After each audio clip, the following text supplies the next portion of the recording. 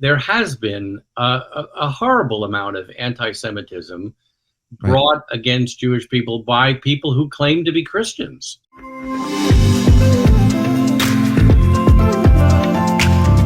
So most people would consider Judaism and Christianity two mutually exclusive theologies or religions. And when I was growing up, this is exactly what I thought as well. You know, Jesus is for them, Moses is for us. Yeah. But an open and unbiased study of the Hebrew scriptures showed me otherwise.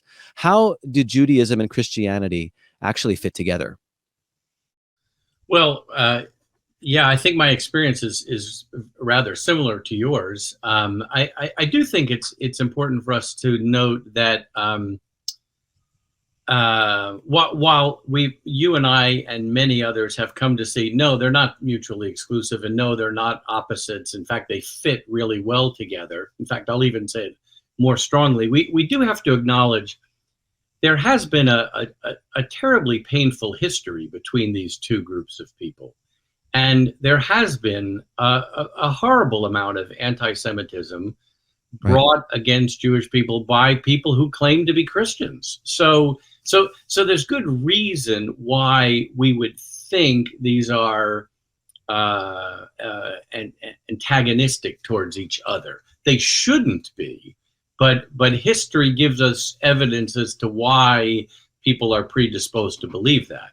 So I don't think that those are legitimate reasons to say that they're separate, but we don't just come to this topic in a sterile environment. Right. It's a pretty messy environment. What I have found, I mean, similar to you, I grew up, in a Jewish home, but I really didn't know the Hebrew scriptures all that well. It was after I came to be a believer in Jesus, and I saw enough of the prophecies in the Tanakh that were fulfilled in the person of Yeshua that I just started exploring both testaments and found these are not two separate books. They really fit together very, very well. And there's this theme of partial fulfillment and greater fulfillment that just builds all the way through. Mm-hmm. And what I have found, and this is really disturbing to me, but I think there's just a whole lot of Christians who don't know of the Jewish roots of their Christian faith. And so they think of it as a very non-Jewish belief. And they don't know the Old Testament, the Tanakh. Right. And then, of course, Jewish people know very little, if anything, about the New Testament, about Jesus. And so they think of it as these two completely different things. But when you start reading them, I mean, the echoes flowing back and forth are just amazing. When I first read the Gospel of Matthew, someone had given me a paperback version of the New Testament, and on the cover it said "The Great News," and I thought, well, that's a slick piece of marketing. I like that. So I started reading, and after a little while, I thought, this is great, and it is new. For me, it's new. I thought Jesus was a Gentile who said very, very non-Jewish things. Well, no, he was fitting right in with all of the prophets. The book of Matthew, the very first book in the New Testament, begins with a genealogy of names, all of which are Jewish, all of which are Hebrew names. They're ones that I knew from my scripture. I was like, wait a minute, this is just like picking up where the Tanakh left off. In fact, the version of the Tanakh that I was given for my bar mitzvah, the order, the sequence of the books is a little bit different than what is typically in a Christian Bible. So the Tanakh ends with a whole bunch of names in Chronicles. And so Matthew just kind of picked up, oh, well, we got a list of names here. I'll begin my book with a list of names. So the books fit together. Right. But they fit together in a sense of like anticipation and fulfillment. And when you read the anticipation, but you don't read the fulfillment, it feels like, wait a minute, this is like an unfinished story. This is like, you've left me hanging. You're like, there's too many predictions here that haven't come true yet. And that's why when you read Matthew's gospel in particular, for me, but all of the scripture, the New Testament, there's sort of this sense of like, Oh, that's what that was pointing to. Right. Oh, that story was incomplete until now. And I still 40 plus years later, I still keep seeing those connections, and it's like, oh, that story now makes so much more sense. Yes, the flow from the Old Testament or the Tanakh into the New Testament is pretty seamless, because the first book of, I think, isn't it Mark, in terms of chronological order, Mm-hmm. begins with the coming of the one that is of the spirit of Elijah. Yeah, yeah, yeah. And the Old Testament closes before Chronicles, which is basically the chronology of everything that happened. Ends with the coming of Elijah the prophet. And Mm. so it's a wonderful seamless continuation of the cyclical story that continues throughout the Old Testament. And I remember reading the first sentence of the New Testament, and I was blown away as a Jewish kid, having no experience in either the Old Testament or the New Testament, reading the genealogy of Jesus the Messiah, son of David, son of Abraham. And I said, this is no less Jewish than everything I've ever read from the Old Testament.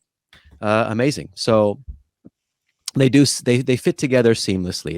It's the we have a problem, and this is how it's fulfilled. Yeah. And by the way, there's two things that did stand out to me as when I said it was news. Okay, the first thing was the rabbi at my synagogue, and all of my Jewish culture and very secular open-mindedness. I had been indoctrinated really that, well, all religions are basically the same, and Jesus wasn't really saying anything different than anybody else had said. And he was just a good teacher who said some really nice things about how we should love one another. All right. Mm-hmm. Well, then I started reading, and yeah, he did say some nice things about how we should love one another.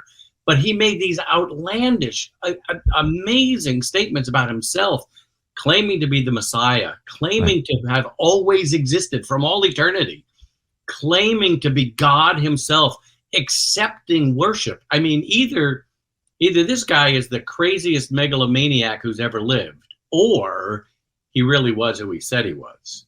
Right, right. That was the first thing that really grabbed me. The other thing was that whole theme about fulfillment.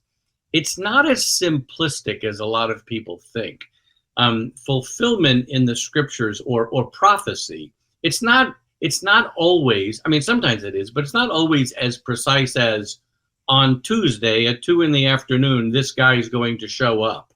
And then on Tuesday at 2 p.m, he showed up. Well, there are some of those kinds of predictions, but they're much more, it's like a bigger category about fulfillment. And it's this kind of picture, like the picture of God parting the water and delivering people through the Red Sea, is a picture of God's salvation and then punishing God's enemies. That's a picture that then gets filled out in much, much bigger ways of God providing something even far bigger than just temporary salvation. And so it's that kind of, there are all these fulfillment images that get a fuller expression. And so the whole theme of prophecy and fulfillment, at first it was kind of like a stumbling block for me. I was like, wait a minute, I don't think this is quite as simple as some of those charts that people have shown me. Right. But when I studied it and dug in, oh, this is so much better, so much bigger, and very consistent with the way the prophets talked about the past and the future. The prophets saw that things in the past were foreshadowing things that were still yet to come in the future. Yes. I agree. It's important to take a deeper dive, and that's what a lot of the passages, the prophetic passages, force you to do if you're actually really curious to look. And I would encourage anyone, just as well as you would, to open up the New Testament and take a look. You won't want to miss the next episode with Randy Newman, where he shares how he deals with challenges to his faith and the inspiration behind the writing of his books. You can find information about Randy Newman and his books down in the description. If you'd like more of this kind of content, don't forget to like, comment, and subscribe to the Jews for Jesus YouTube channel. And feel free to visit our website at jewsforjesus.org and follow us on Facebook and Instagram.